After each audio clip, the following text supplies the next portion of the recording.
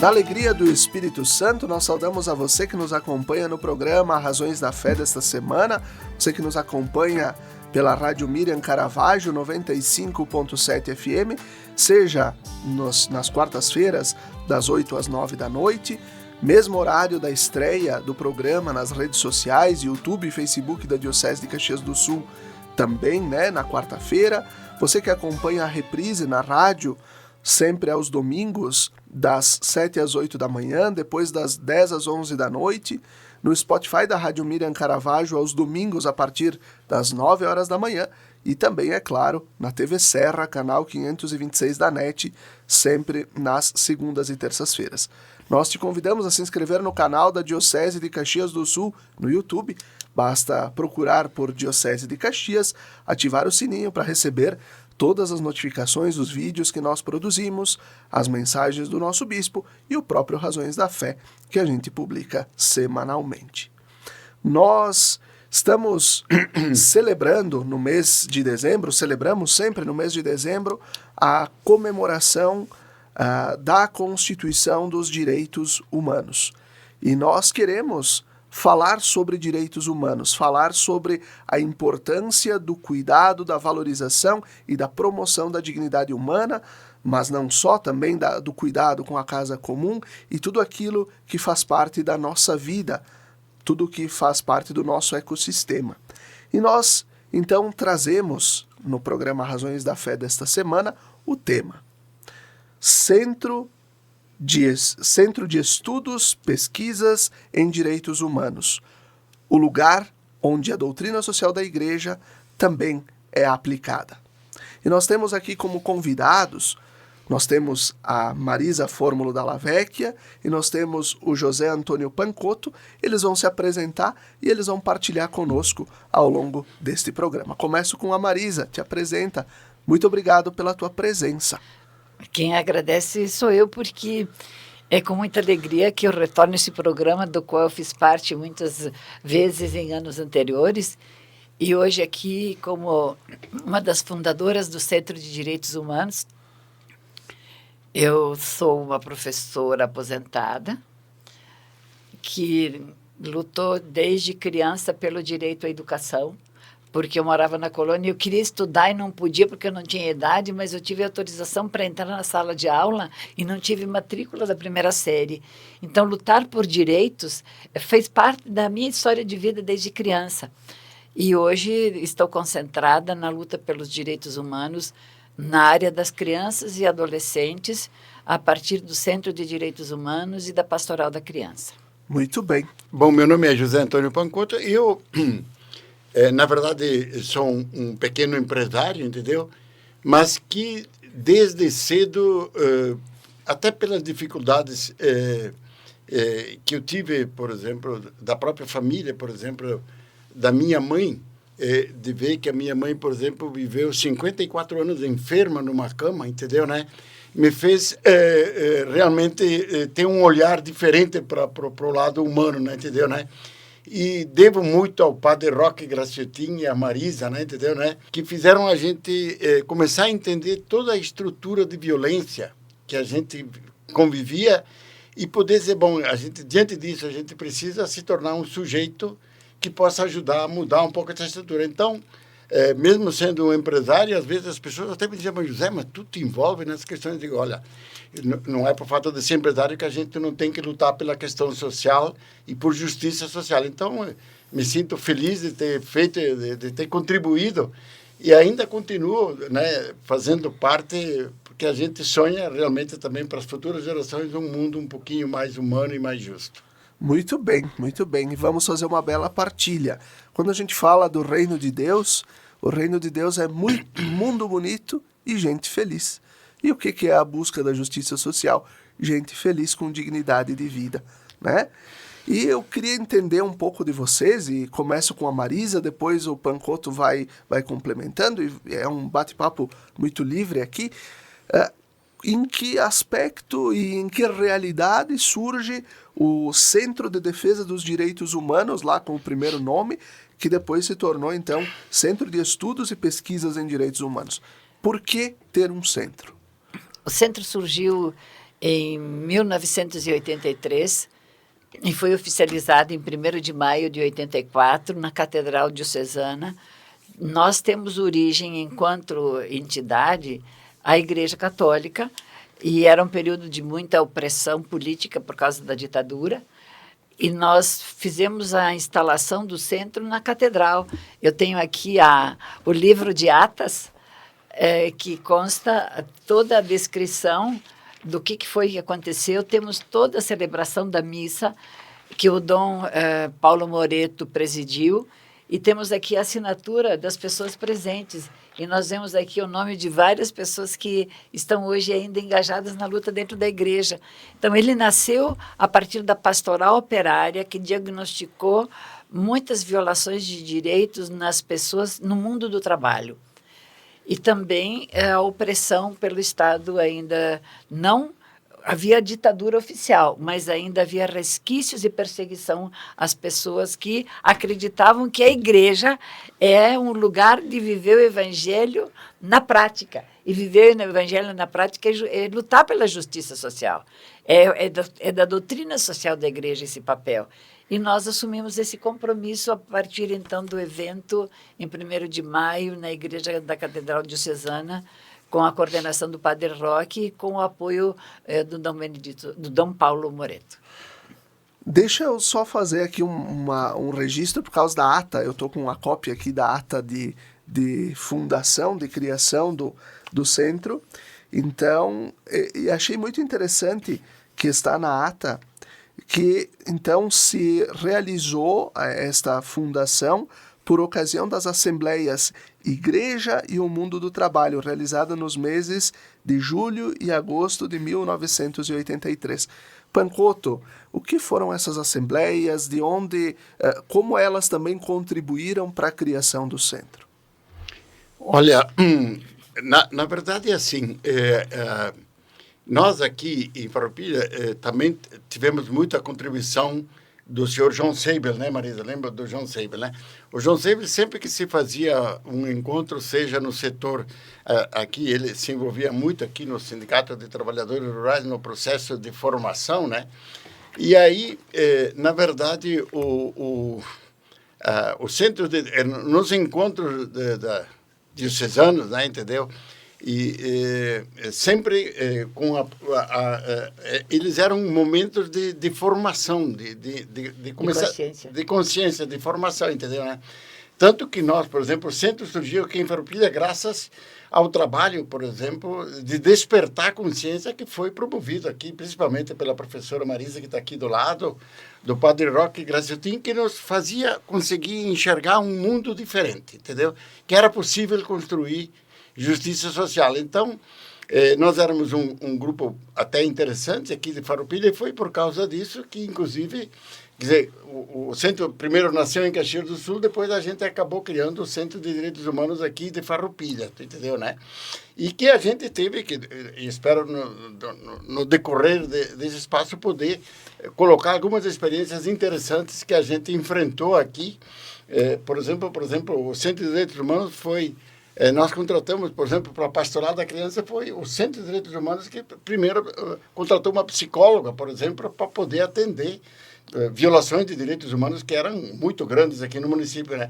Então, o centro teve uma contribuição muito grande, tanto na área, né, da habitacional, como na área, por exemplo, ambiental, que a gente se envolveu. A gente depois pode até contar um pouco o que foi, por exemplo, a luta da Coca-Cola, onde um grande grupo que queria se apresentar aqui como salvador da pátria e realmente queria ter criado um problema muito grande na questão daquilo que é fundamental para a vida das pessoas, que é a água. O Arroio do Ouro permanece um arroio o menos contaminado que temos na região, porque o Centro de Direitos Humanos liderou o trabalho de impedir que a Coca-Cola se apropriasse do rio e fizesse da nascente do rio a sua fonte de água para a indústria. E nós tivemos, inclusive, apoio internacional para que houvesse esse impedimento. Imagina que é lutar contra a Coca-Cola, e nós conseguimos a vitória para o povo, não é para nós. Porque o direito à água é um direito de todos. E isto é um direito humano. Muito bem. Porque no primeiro momento, quando se instalou a fábrica da Coca-Cola, foi colocada para a população que seria um processo de desenvolvimento para o município e tudo, e a gente tinha informações que a Coca-Cola contaminava. E aí, quando fomos conhecer uma unidade da Coca-Cola em Santo Ângelo, aqui no Rio Grande do Sul, nós trouxemos a realidade para o município de Farroupilha. E aí houve todo um debate, as pessoas ficaram vendo que aquilo não era realmente um processo tão milagroso assim para a cidade, né? E foi uma luta muito grande, E a gente sempre tem que lembrar que a Justina Onze foi a assistente social e especialista no tema que liderou todo esse trabalho para manter o Arroio do Ouro intacto e não uma propriedade da Coca-Cola. Então, Farroupilha e a região toda ganhamos pelo trabalho do centro e das suas lideranças. Muito bem. Agora eu quero justamente o que o Pancotto falava agora. Contem um pouco de experiências, de histórias. Já essa da Coca-Cola é uma experiência dos trabalhos onde o centro se envolveu diretamente. Contem para nós um pouco de onde foi este envolvimento em grandes causas desse processo desde 1984. Foram muitos os temas que nós trabalhamos, Felipe, e ouvintes, e assistentes para quem está nos acompanhando pelo YouTube. Nós trabalhamos nas lutas pela moradia, aqui em Farroupilha mesmo, a luta por uma área habitacional para um grupo que estava sendo despejado. Em Caxias nós integramos a luta habitacional também, a luta de proteção às pessoas perseguidas, a luta pelos direitos da escola, das crianças terem acesso à escola. Trabalhamos juntos com a universidade, inclusive nasquelas grandes discussões que fazíamos da Semana de Educação, onde a cidade parava para discutir a educação para a cidade. Porque não é um direito que está vinculado a um sistema de ensino, quer dizer, municipal, estadual ou privado. As crianças de uma cidade têm direito à educação e a política de educação de uma cidade tem que ser pensada junto. E a universidade tinha esse compromisso público e eu coordenava, inclusive, esses grandes eventos que fazíamos. Então, o direito à educação como uma ação que fizemos sempre. Em toda a nossa luta, o direito à educação foi buscado. Também lutamos contra a violência contra as mulheres. Nós fazíamos o levantamento semestral via delegacia da polícia, a delegacia da mulher, que nós ajudamos a trazer para Caxias em 89. O Centro de Direitos Humanos foi um dos promotores, juntos com a doutora Raquel Graciotin, que foi uma das integrantes do Centro de Direitos Humanos. Nós tínhamos o doutor Ordovaz, o doutor Marino Cury, o doutor Valmor Vitec, a irmã Rosa Inês, a irmã Celsa, que coordena hoje o CAN, a Gelsi Sorgato, que foi a coordenadora e diretora da Fundação de Assistência, que criou os grandes programas sociais.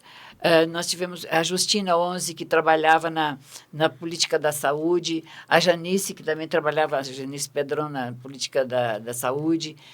Todas estas pessoas liderávamos áreas de atuação, uns na educação, Ordovaz e a irmã Rosa Inês no tema da saúde. Aí a gente fazia o trabalho com a PAI, porque a PAI estava sendo desmontada. Nós conseguimos retomar a PAI através da liderança do Dr. Ordovaz. Eu fiz parte, inclusive, representando o centro para retomar a PAI como um direito das crianças deficientes. E assim foi, nos envolvemos também então, a luta da água, da educação, da saúde, em vários temas, e a luta pelos trabalhadores que sofriam violências. Aí, o que se tinha? Tínhamos os sindicatos e o Círculo Operário, que eram duas entidades que se ocupavam dos direitos dos trabalhadores, mas não havia um espaço para os trabalhadores os próprios sindicatos ainda, nem todos estavam comprometidos com os trabalhadores. Esta ação da pastoral operária, junto com os direitos humanos, junto com os sindicatos, fizemos grandes lutas. Nós tínhamos os 1º de maio em Caxias, que são os documentos que temos no centro e que a universidade agora está nos ajudando a fazer a pesquisa através do observatório, vai deixar isso muito mais claro, porque vai ter documentação que prova para quem tem dúvidas. O compromisso de cristãos, a gente é daquela tese, né, Pancotto? A fé sem obras é morta. Então, a luta pelos direitos humanos é uma prática social da igreja para garantir vida às pessoas e vida com dignidade. Eu queria dizer, por exemplo, assim, que o trabalho aqui, por exemplo, do Centro de Farroupilha, eu acredito que a gente conseguiu, no trabalho, hoje um pouquinho mais devagar, encaminhar, eu não sei quanto, talvez umas 500, 600 reivindicações, e nunca o centro foi para a prefeitura. Nós sempre aonde tinha problema, dizia o padre Celso, quando ele trabalhou com a gente aqui.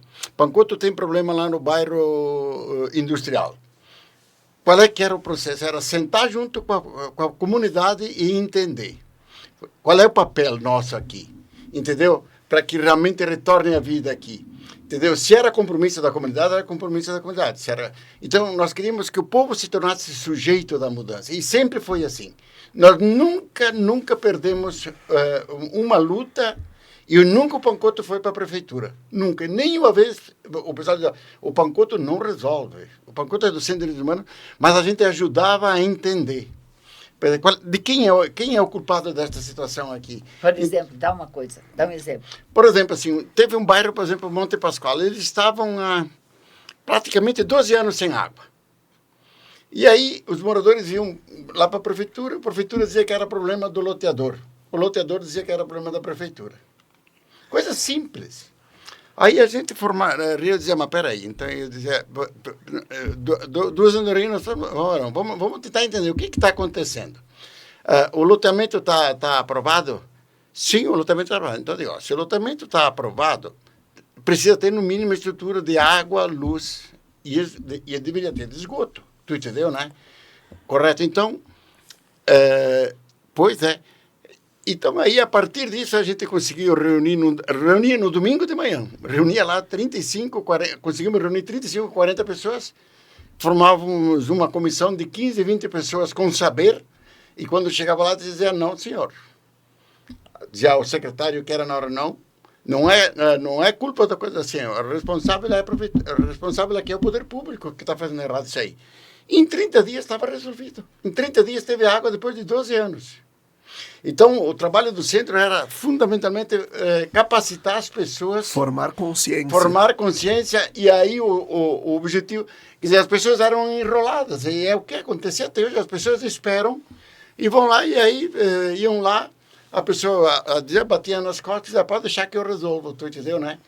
Então, questões simples, que com consciência, as pessoas chegaram lá, não pode entrar um só, não, nós vamos entrar todos aqui na sala. Entendeu? E aí, quando as pessoas diziam, colocadas, olha, e nós vamos lhe dar prazo ainda para resolver isso aqui. Entendeu? Em 30 dias estava resolvido. Nós fizemos um trabalho, por exemplo, da área da moradia, de gente que era enrolada há mais de 15 anos. E formamos a comissão, trabalhamos 1 ano e meio, reuniões todos os domingos de manhã. As pessoas foram formando comissão. Quem se envolvia em alguma irregularidade era afastado do grupo. E teve um momento que não teve, as pessoas ocuparam a prefeitura e no dia seguinte estava lá o problema da habitação, gente que trabalhava nas indústrias, inclusive com o apoio da própria indústria. Então o trabalho do centro foi um trabalho de gerar vida, né? De gerar vida a partir da realidade deles, ele se tornando sujeito de mudança. E aqui a gente percebe a doutrina social da igreja se fazendo presente. Né? Sem dúvida nenhuma. E nós sofremos muita discriminação, viu, Felipe, no começo. Não só pelo estado e ainda de reminiscências da ditadura, mas também porque dentro da própria igreja havia dificuldades das pessoas entenderem e tinham preconceito. E devagarinho foram vendo que não é, que há uma distorção da compreensão, que os direitos humanos são fundamentalmente a essência do Evangelho. O que Cristo veio fazer? Tentar garantir às pessoas, e ele mesmo supria a fome das pessoas quando ele faz a multiplicação dos pães e dos peixes. Ele está provando que o direito à alimentação é tão sagrado que ele resolveu interferir até o direito de ter um bom vinho, né? As pessoas que ganhavam os terrenos, por exemplo, já sabiam, as pessoas já entravam com um papelzinho no meio dos dedos entendeu? E já estava pré-determinado quem ganhava os terrenos, tu entendeu, né? Antes dessa direção do centro. Antes dessa medida aqui, as pessoas já sabiam. Então, quem estava lá e era prometido ano após ano que iam ter o terreno, nunca ganhavam. Aí, quando a gente passou a entender e denunciar essa violência que era feita, a gente começou a mostrar para a sociedade e o pessoal, o próprio empresário começaram a dar a favor. Porque um trabalhador que tinha sua casa para morar, ninguém era contra de pagar uma prestação dentro que coubesse daquilo que ele pudesse pagar, entendeu, né? E essas pessoas hoje se tornaram cidadãs, entendeu, né? Então, foi um trabalho realmente que era gratificante, né? Entendeu? Pelo fato que a gente viu as pessoas que viviam ali numa área realmente invadida, numa área verde, tinham que morar lá indignamente, entendeu? Então, foi um trabalho bonito, realmente, feito pelo Centro de Direitos Humanos. Muito bem. Fizemos esse primeiro bloco um pouco sobre a história do centro, o que o centro realizou lá. Mas falta muito, viu, Felipe? Vai sair o livro que diz um pouco mais. Ótimo. Agora, no segundo bloco, a gente vai abordar o Observatório dos Direitos Humanos, que foi lançado pelo Centro em conjunto com a Universidade de Caxias do Sul e que tem um relatório muito importante para nós falarmos sobre a retomada dos trabalhos do Centro de Direitos Humanos e também sobre aquilo que o Papa Leão nos propõe na Dilexite, que é a exortação apostólica sobre os pobres. Fique com a gente, até daqui a pouquinho. Lembrando, o patrocínio de trabalhos acústicos, sons que elevam a alma em igrejas e capelas. Conheça o nosso trabalho no Instagram, @trabalhosacústicos. Fique com a gente, até daqui a pouquinho.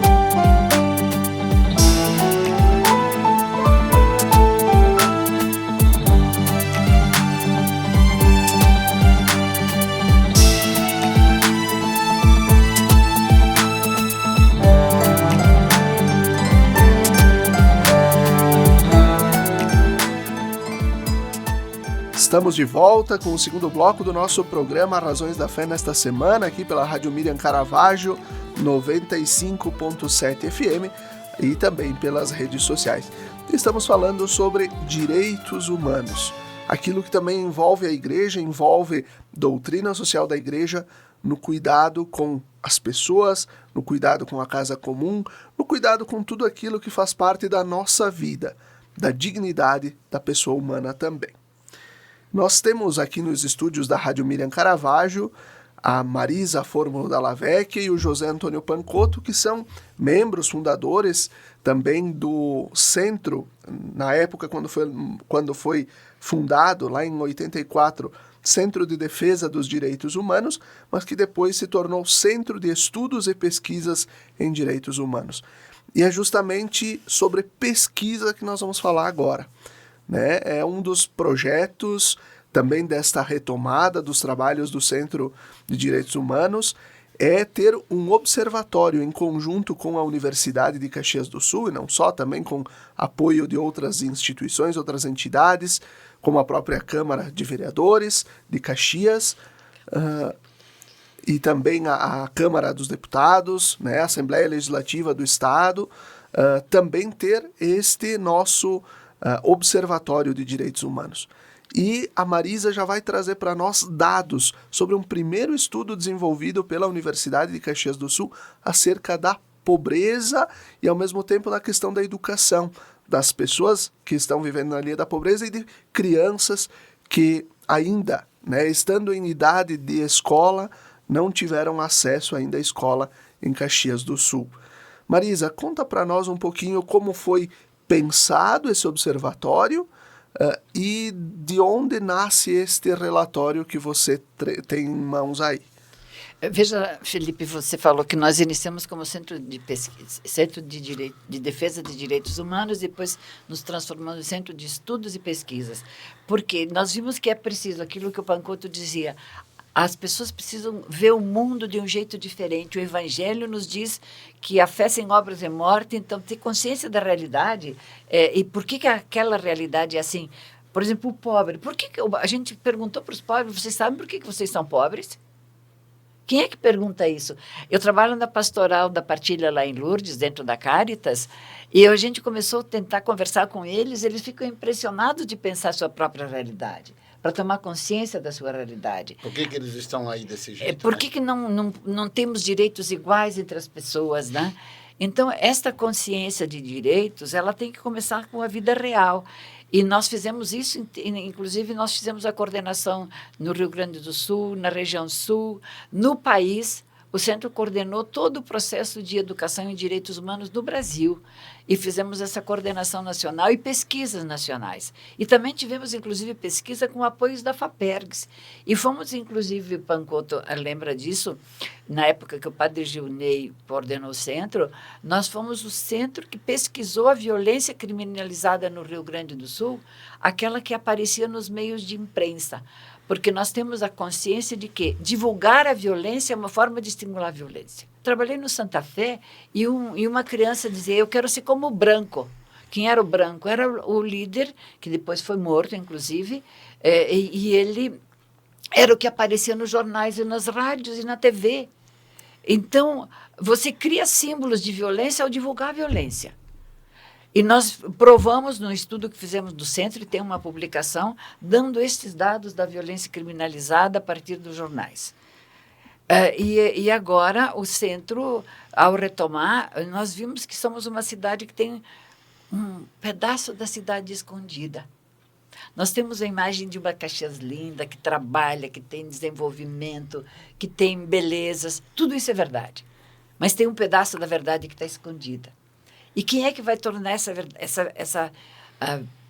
esse pedaço da cidade, as dores das cidades, as pessoas ignoradas dessa cidade, senão quem tem o papel de fazer pesquisa?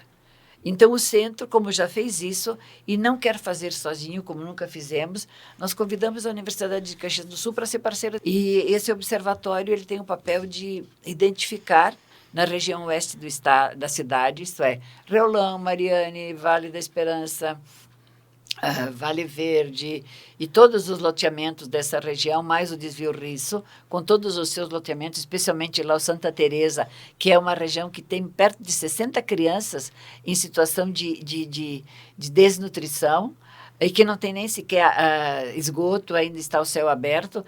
Então, esta realidade escondida, ela precisa se tornar visível e nós optamos por começar a trabalhar com a Pastoral da Criança nessa região, com a universidade e trazer as informações desta realidade social dessas crianças para que a gente possa fazer uma intervenção, isto é, se possa fazer alguma coisa concreta por essas crianças. E, nesse sentido, o estudo que foi iniciado, que só está no início, porque o projeto termina em julho do ano que vem, e nós já estamos vendo a possibilidade de haver uma renovação desses valores para que o trabalho possa continuar.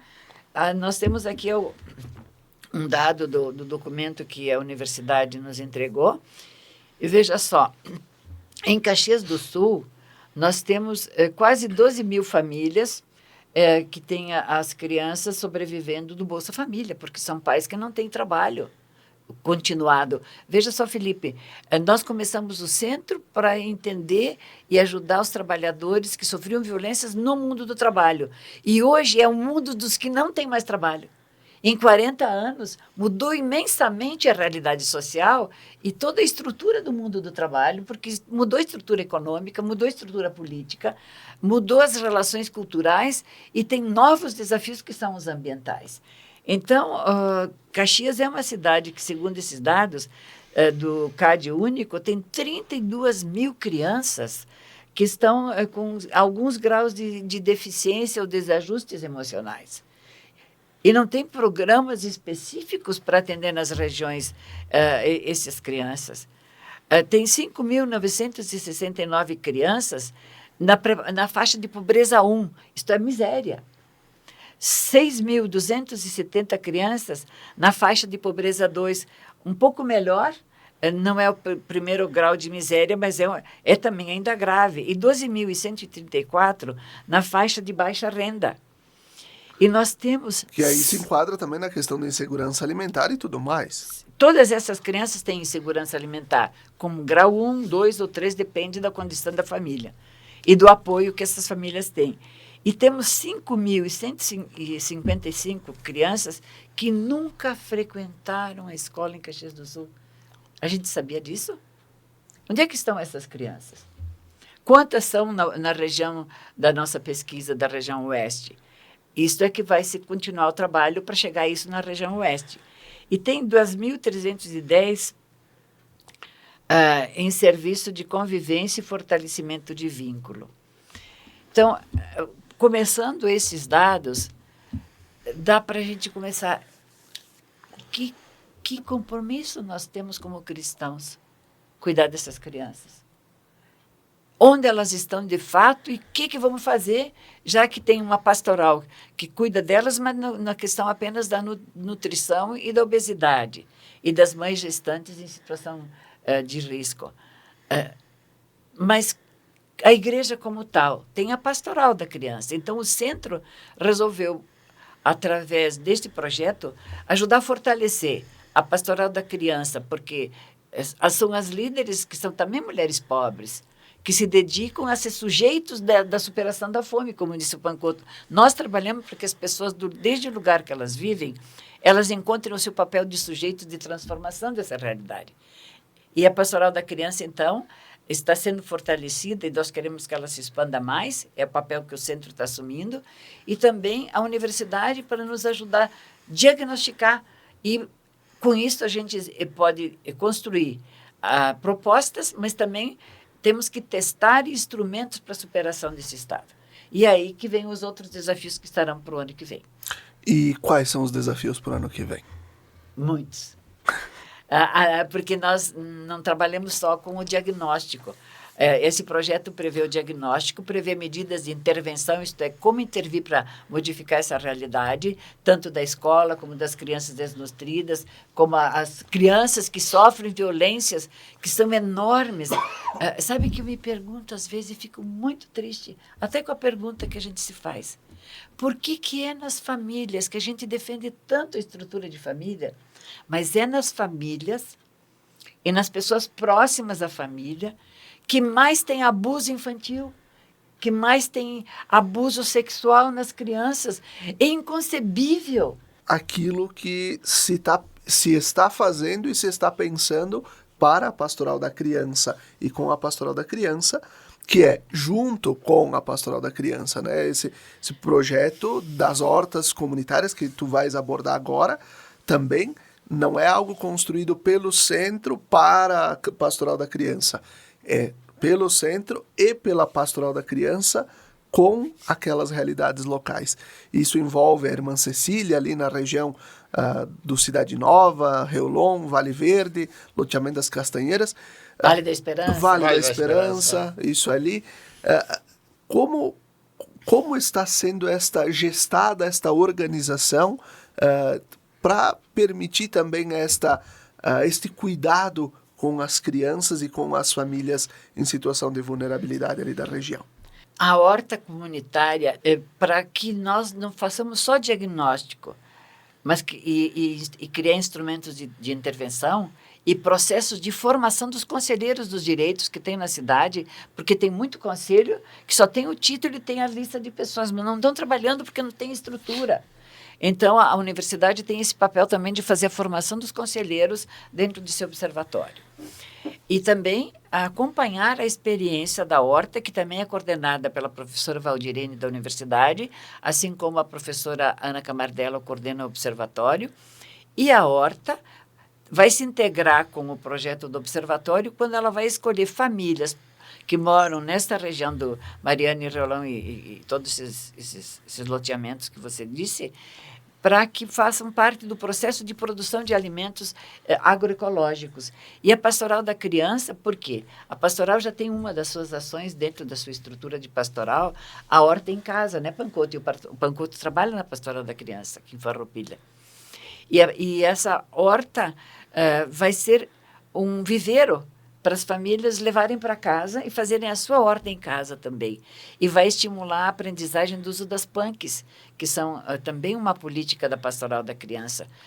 Ajudar as crianças comerem, as famílias das crianças desnutridas, comerem aqueles alimentos que hoje estão se tornando alimentos chiques e caros nas lojas dos alimentos alternativos, que são as punks. Então, este processo que é de educação, é de formação na prática e também a prática da produção de alimentos. E esse projeto inicia, então, ali no Reolão Mariani. Vai haver uma reunião envolvendo as lideranças da região, porque é preciso que as pessoas cuidem da horta. E, por isso, a horta não é de quem mora fora do bairro, é de quem está na região. Para produzir, dividir esses alimentos, transformá-los numa horta em casa e também cuidar. Porque é só assim que vai funcionar direito. E o dinheiro que vem, ele vai servir para fazer o cercamento, para comprar toda a estrutura necessária, né? Toda a estrutura necessária para a horta funcionar, as sementes crioulas, as ferramentas que vão ficar sob o cuidado de cada família, porque não tem lugar para guardar, cada família vai ter que cuidar da sua ferramenta. E assim vamos fazer a produção de alimentos, mas também a reciclagem e também a compostagem, porque nós queremos que o trabalho seja completo. A gente produz, consome, recicla e faz compostagem para voltar para a horta, para servir de adubo. E o Pancoto é o nosso mestre na área da compostagem e da reciclagem, que ele já faz isso em Farroupilha, né? Lidera isso junto ao Fabão. Eu acho que esse é um aspecto importante. A gente está vendo, por exemplo, hoje, a crise ambiental, as tragédias e o custo que isso já tem no Brasil, né, diariamente, praticamente, na questão. E, na verdade, nós não nos damos conta, e também ainda o poder público não se deu conta claramente disso, né? Nós geramos, na verdade, 3 tipos de resíduos. Por exemplo, olha Caxias do Sul, por exemplo. Caxias do Sul, o que enterra, por exemplo, lá é uma coisa absurda, porque tudo que é orgânico, que é rejeito, vai tudo para o aterro. E, na verdade, o orgânico, que representa praticamente 50% daquilo que se gera, podia virar matéria-prima, virar um adubo como vira, tu entendeu, né? E ser realmente virar uma forma de renda e de geração, por exemplo, de alimentos, de produção de alimentos saudáveis. E isso não é tão difícil de fazer, tu entendeu, né? E na verdade, lógico que o reciclável tem o destino correto. Então, nós queremos que realmente é um processo, é um trabalho que a gente tem que se dedicar, tem que trabalhar, porque ele só muda quando há realmente uma dedicação em cima, né? A gente viu, por exemplo, aqui em Farroupilha, que hoje a gente trabalha o processo da compostagem em caixas plásticas. Nós temos hoje em torno de 500 composteiras, 50, significa 500 toneladas de resíduo que deixam de ir para o aterro por ano. Então, é um volume considerável, entendeu, né?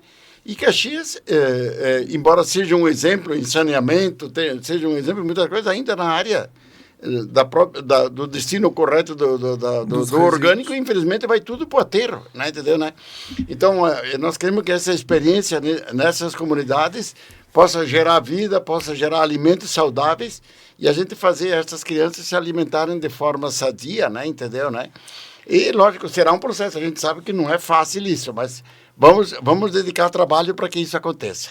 É um caminho bonito que está sendo feito e que nasce a partir, né, desta constatação da realidade, mas que não fica no papel. É a ideia e aquilo que já está sendo operacionalizado.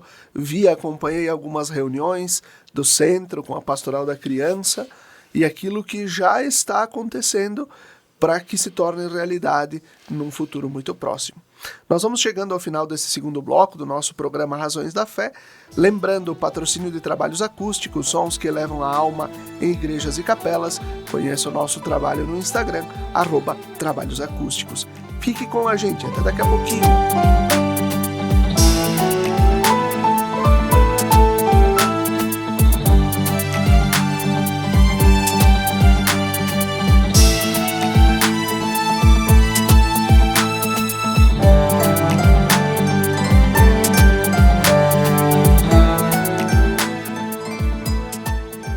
Estamos de volta com o terceiro bloco do nosso programa Razões da Fé nesta semana, aqui pela Rádio Miriam Caravaggio 95.7 FM e também pelas redes sociais da nossa Diocese de Caxias do Sul.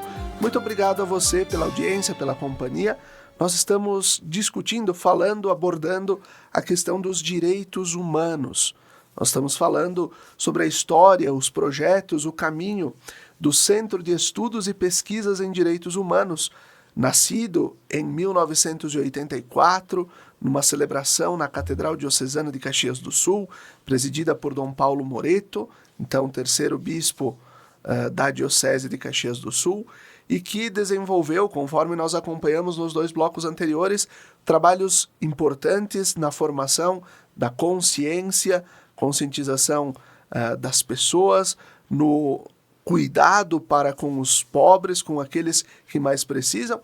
E aqui eu lembro, agora, já falando no bloco passado, falamos sobre os projetos, agora este estudo feito pelo Observatório também, puxado pelo centro, e também o projeto junto da Pastoral da Criança, das hortas comunitárias. Eu recordo a exortação apostólica de Lexite, agora do Papa Leão XIV, escrita, na verdade, a 4 mãos, iniciada por Francisco e concluída agora pelo Papa Leão XIV, em que ele coloca de forma muito clara de que quando nós falamos do cuidado para com os pobres, nós não falamos no horizonte da beneficência, somente de dar para os pobres aquilo que eles necessitam, mas nós falamos no horizonte da revelação, porque é neles que Deus se revela, e nos pobres Deus tem muito a nos falar ainda hoje. Então o Papa Leão coloca isso num dos números iniciais da sua exortação apostólica, do seu documento, também para nos ajudar a entender aquilo que ele entende como pontificado e também como a necessidade de a gente colocar na prática a doutrina social da Igreja. E volto com, aqui nós temos nos estúdios da Rádio Miriam a Marisa Fórmulo da Lavecchia e temos também o José Antônio Pancotto, membros fundadores do Centro de Estudos e Pesquisas em Direitos Humanos. Contamos história, falamos sobre projetos, mas agora também uma das implicações diretas que o centro está envolvido é no Fórum das entidades, das instituições civis de Caxias e da região, e que articulou também a vinda da Universidade Federal aqui para a nossa região. Marisa, conta um pouquinho também o envolvimento e um pouco como o centro se envolve nisso, porque é a educação pública como chegando de forma democrática também para todos. Veja só, na nossa região, nós temos um levantamento feito pela 4ª Coordenadoria no ano passado, e nós já perdemos 90% dos jovens que estão na escola de ensino médio pública que não pensam em estudar mais. Eles param, porque eles não têm perspectiva de, pelo seu grau de miserabilidade ou de baixa renda, eles não têm como aspirar a continuar estudando. Então, o direito de estudar é um direito de todos, especialmente de quem tem menos condições. E nisto é preciso que tenha o ProUni, que vai para as universidades comunitárias, como é o caso de Caxias ou demais universidades, que é uma forma que foi dada de ter acesso à universidade, mas também uma universidade pública é uma exigência e um direito. A nossa região era a única região do Rio Grande do Sul que não tinha uma universidade pública. E de qualidade, né? E de qualidade. Nós temos perto de 1.200.000 habitantes na região Nordeste, e não ter uma universidade pública é uma violação de direitos à educação, especialmente quem mais precisa. E, nesse sentido, o Centro de Direitos Humanos tem a representação do Padre Gilney e a minha, neste fórum de entidades, e eu coordeno este fórum. Ela vai começar em fevereiro, aqui em Caxias do Sul, com 2 cursos básicos iniciais, que é a Ciência de Dados, porque todos os setores de serviços, isto é, o setor agrícola, comercial, industrial e serviços, todos precisam trabalhar com dados. Todos têm na internet 1000 informações, mas como é que você junta as informações? Como é que você trabalha isso para o negócio crescer ou para melhorar a vida social? Isso tudo precisa de informação técnica e científica. Então, este é um primeiro curso e o segundo curso que inicia em Caxias em fevereiro deve ser o de psicologia voltado para o mundo do trabalho, porque o diagnóstico que eles fizeram para escolher os cursos mostrou o grande volume de trabalhadores doentes, quer seja do setor público ou do setor privado. E, especialmente pós-pandemia, nós tivemos a doença mental que tomou conta e não tem políticas. Só tem hoje uma formação clínica e não uma formação da psicologia social que pode trabalhar de outra forma as doenças que vêm das relações do mundo do trabalho, mas das relações sociais como um todo.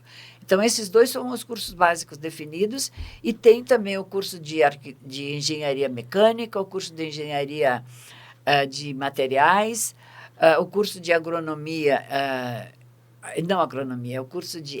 nós queríamos agronomia, está em discussão.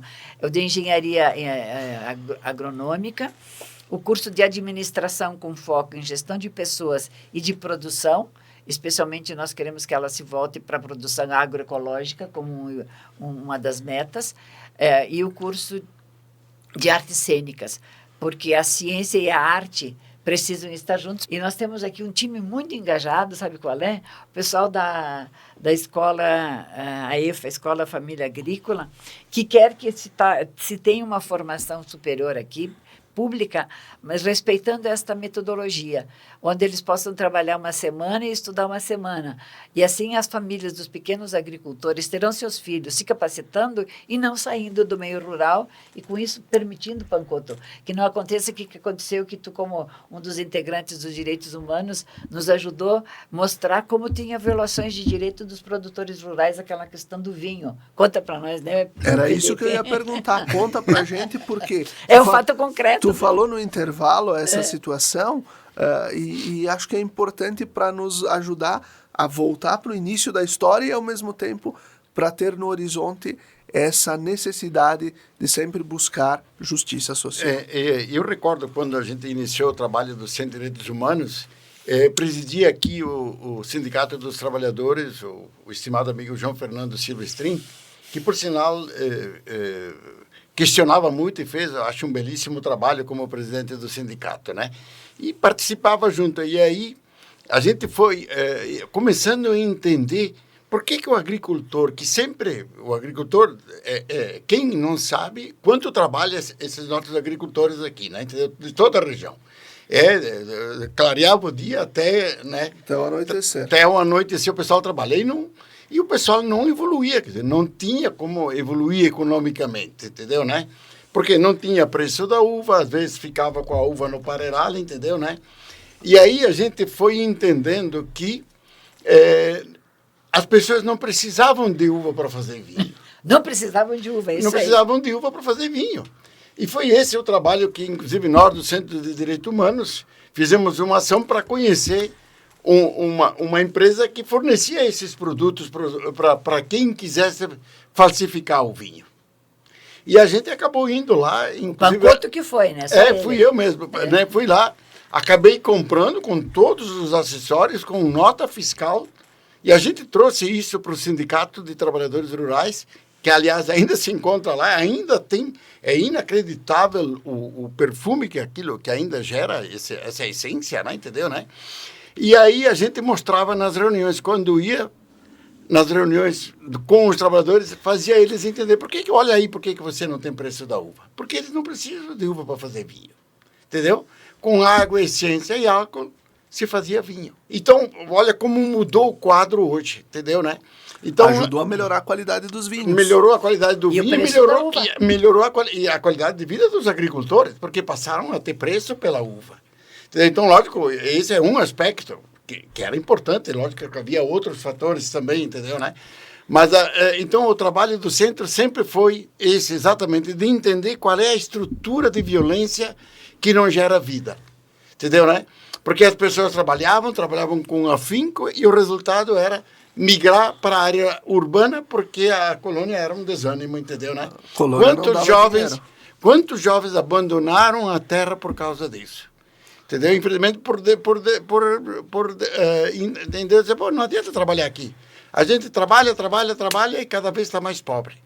Então, a migração rural que teve muita consequência por causa disso também. Que era uma estrutura montada onde alguém só levava vantagem. Que bela reflexão fizemos, que bela história, né, do Centro de Direitos Humanos, que já chega agora para 2026 nos seus 42 anos de história, de fundação, e que possa desenvolver, junto com as pastorais, junto com outras instituições e entidades, belos projetos de cuidado com a vida e de valorização da dignidade humana. Muito obrigado, Marisa, obrigado, Pancotto, obrigado a você que nos acompanhou ao longo deste Razões da Fé. Desejamos uma abençoada semana, recordando o patrocínio de trabalhos acústicos, sons que elevam a alma em igrejas e capelas. Conheça o nosso trabalho no Instagram, @trabalhosacústicos. Até a próxima semana, fique bem!